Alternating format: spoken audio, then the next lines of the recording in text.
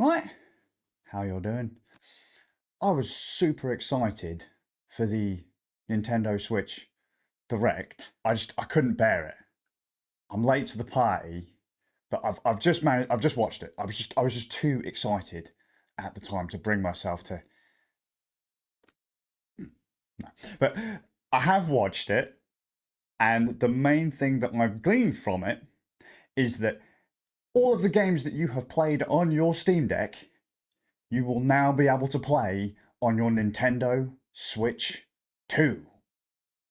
That last one is in jest because I know you wouldn't emulate Switch games on your Steam Deck, would you? I think it's great. Nintendo will be updating the Switch, not releasing a whole new thing, just a more powerful Switch. We all know someone who, they don't own a PC, they don't own a PlayStation, they don't own an Xbox, they own a Switch. That's all they own, and they are happy to have a Switch. That's all they want, that's all they've needed. They've loved everything that's been pumped out for it. They're having a great time. For those people, this is great. They can play a ton of games we've already played. I mean, I know I've already played. That's why I made the whole, it's the Steam Deck stuff. But a whole new group of people who may only want to get a Nintendo console will have access to a lot of the bigger, heavy hitter PS4 era games. If they're happy with it, if that's what you want, great. I looked at it and thought, well, I've already played half of those, but still kind of cool. I also thought during the presentation, it was nice to see some transparency from Nintendo. There was a lot of semi-transparent things in the presentation, but lag, it was present a lot of in the interface demonstrations. A lot of companies would have just glossed over that. A lot of companies would have just kind of put in some pre-rendered stuff and made it look perfect. Nope, there was lag. For whatever reason the lag was there, we don't actually know. The previews they show were of people streaming like games to each other. I don't know if maybe that's the other person's internet connection, the encode of the stream going to them or whatever, or if it is just the interface. But it was nice to see that it was still there in the footage. They didn't have to show lag, stutter, whatever, but they did. Wonderful. I was also really happy to see game sharing, which was, I believe, was a feature on the Nintendo DS all those moons ago. Game sharing being, you've got a system, you've got a game, you put your cartridge in, and you squirt it out to other consoles in the local. They have a client version, you have the server version, and you can all kind of play together on or off that one cartridge. I'm glad to see it back. That's really rad, because it kind of reminds me of the whole days of the Four Swords Adventures and that, where you kind of got to plug in your Game Boy Advances into that single GameCube to play your multiplayer experience. It's this groove. One guy's got the game, you all bring your other handhelds through, you're playing. It's going to be rad. Glad to see the feature back. Why we haven't had it in the longest time, I don't know. They'll probably... No, I don't know. I just think this is Nintendo. That's a feature we haven't used in a while. People have probably forgot about it, right? Let's release it again. It's kind of an Apple way of thinking.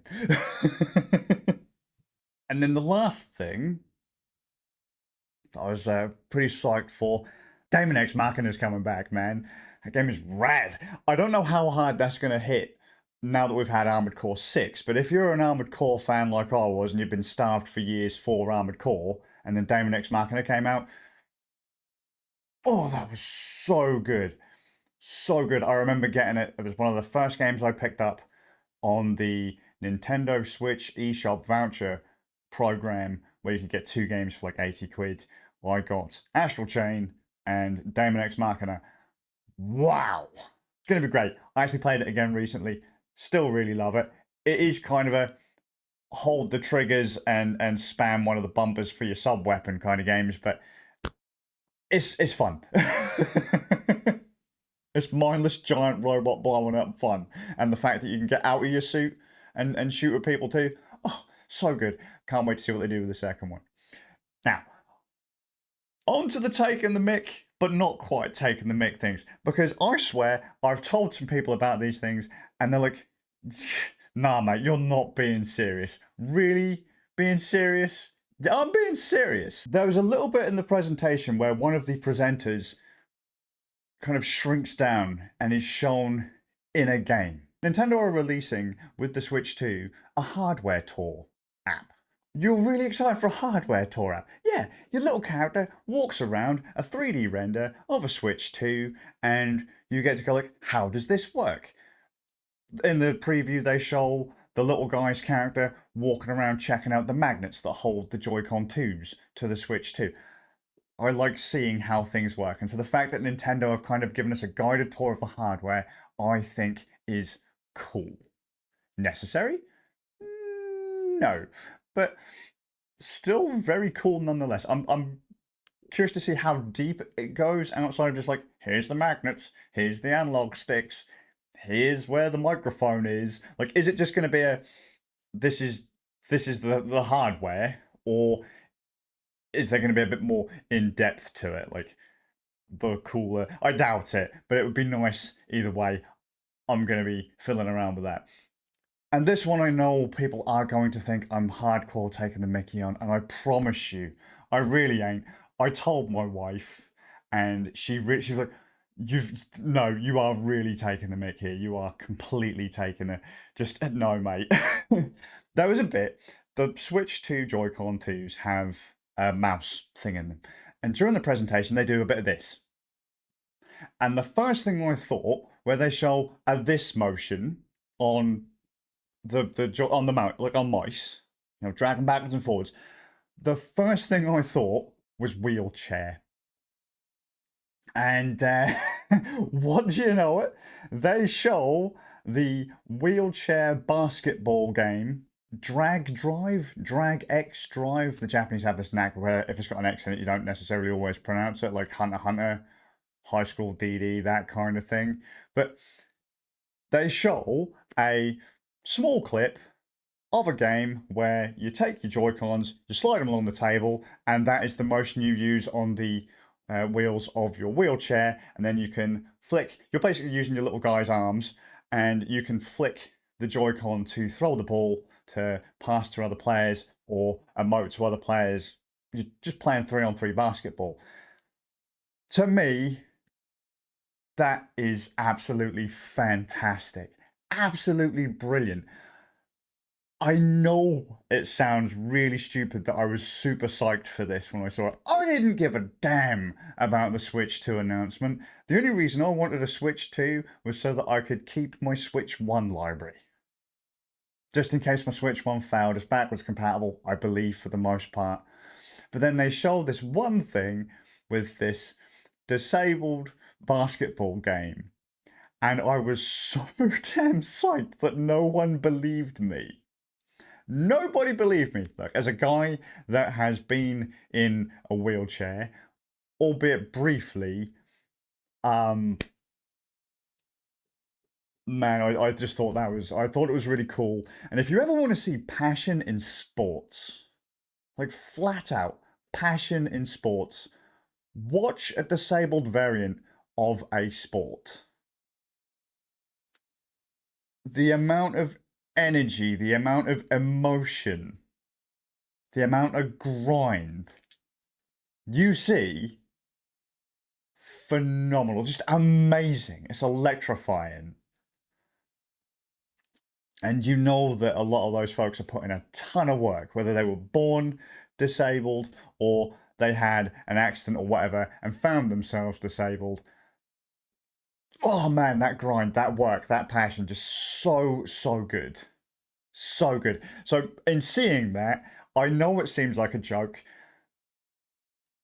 I love it. And as soon as I can get my hands on it, I'm going to be playing the ever-loving shite out of it. We've also got to see why Nintendo have had such a hard-on for emulation of late.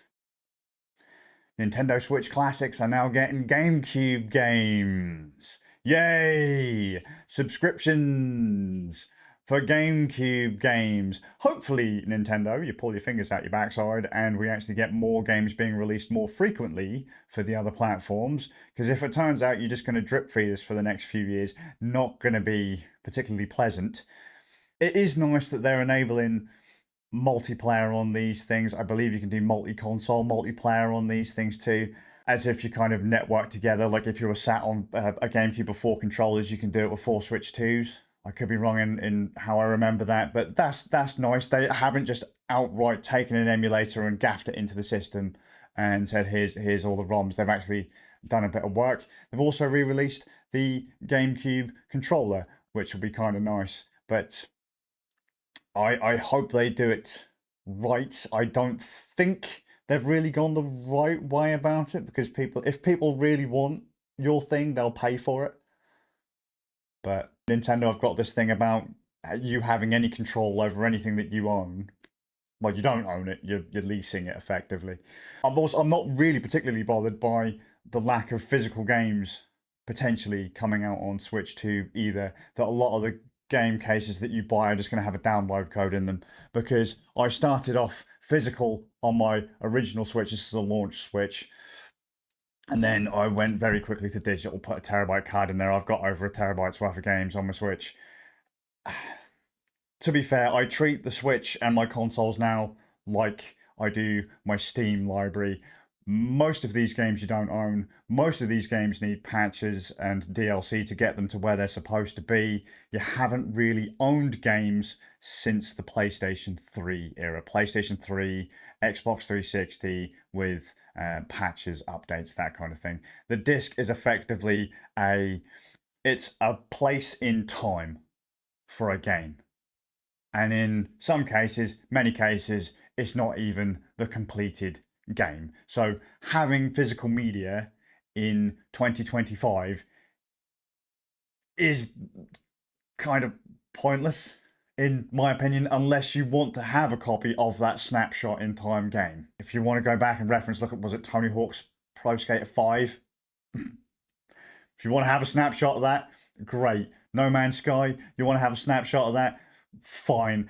But they ain't what people are playing now. So, and I think the last thing to note, game prices. I don't remember if this was specifically shown in the Direct, but I've had a lot of people kind of ranting at me about it. Apparently games are now going to be about 70 quid, and I don't care. Because I remember being a wee spud and a game would cost you £5. I'm from the UK, so you used to be able to go into F1 Return and you could go and buy a cassette of a game for the Commodore 64 or the ZX Spectrum or whatever, £5. There's your game on cassette, done. If you wanted a game on Nintendo or Sega or something like that, you'd be talking £35 to £50, and that's basically where it stayed.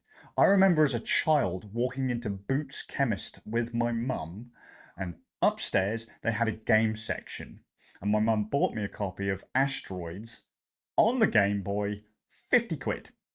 I was like 5. Couldn't have been any more than like 7. I'm now nearly 40. 50 quid for a game they made on the Game Boy. Game Boy. Handful of people. Development studios have gotten bigger.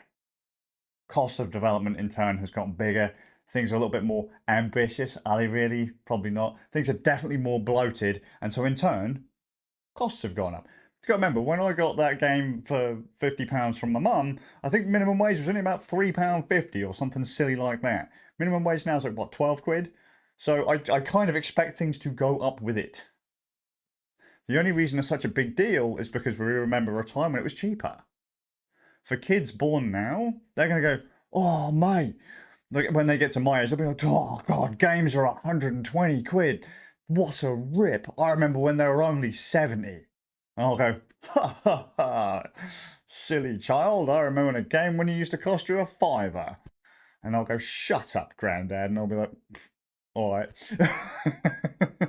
If you're one of those unfortunate souls that have been buying games digitally, somewhere between like £50 and £70 has been the norm for a while. unless you want to buy everything on sale. And we all know that person that buys games on sale and only on sale. They'll buy a console on launch. They'll only buy the games on sale.